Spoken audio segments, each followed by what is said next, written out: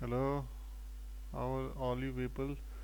आज मैं बेसिकली बात करूँगा कि जो basic some tips on programming जो कि मैंने लर्न किया थ्रू आउट द ईयर्स, कि कैसे you can empower yourself with programming.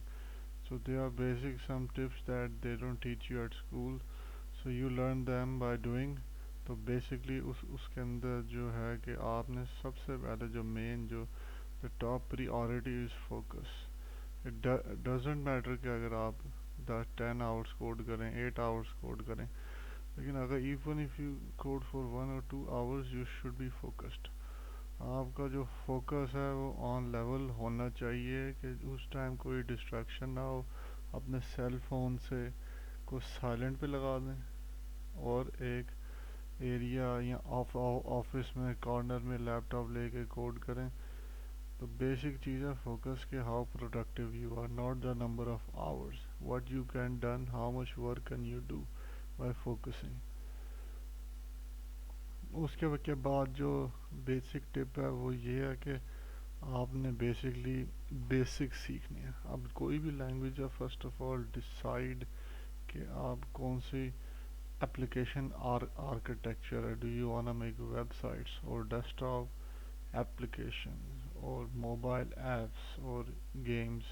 So first of all you decide कि आप आपने करना क्या. तो आपको जो है बेसिकली जो जो बेसिक्स हैं लैंग्वेज के, those are crucial.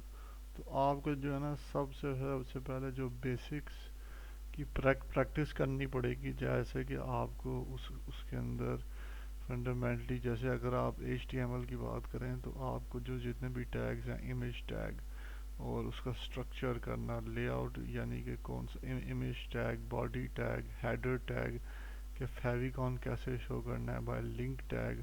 So I am giving the example of HTML because front end development is on the rise right now and many demand there.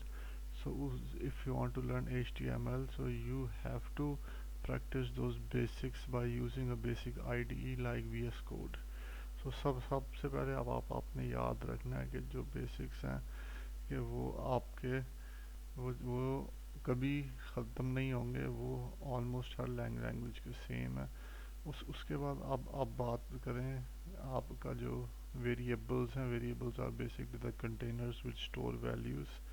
तो वेरिएबल्स जैसे सी शार्प में आप int name लिख के value assign करते हैं, variable से start हो, and play with them, use the arithmetic operator और वो सिंटैक्स वगैरह बनाएं. उसके बाद जो क्रूशल पार्ट है किसी भी एप्लीकेशन में वो है ऊप, ऑब्जेक्ट ओरिएंटेड प्रोग्रामिंग के जो बेसिक कॉन्सेप्ट्स हैं. द पिलर्स ऑफ ऊप: encapsulation, inheritance, data hiding, polymorphism.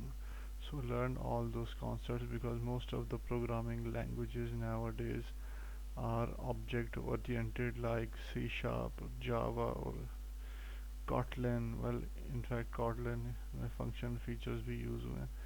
Anyway, उसके बाद आपको basics like arrays, और आपको arrays में कैसे वैल्यू स्टोर करनी है, ज़ीरो इंडेक्स से स्टार्ट होता है, ये सारी चीज़ें आनी चाहिए. डिसीजन मेकिंग में आपको आना चाहिए इफ़ स्टेटमेंट्स, स्विच स्टेटमेंट, कि कैसे आपने डिसाइड करना है ट्रांजिशन का.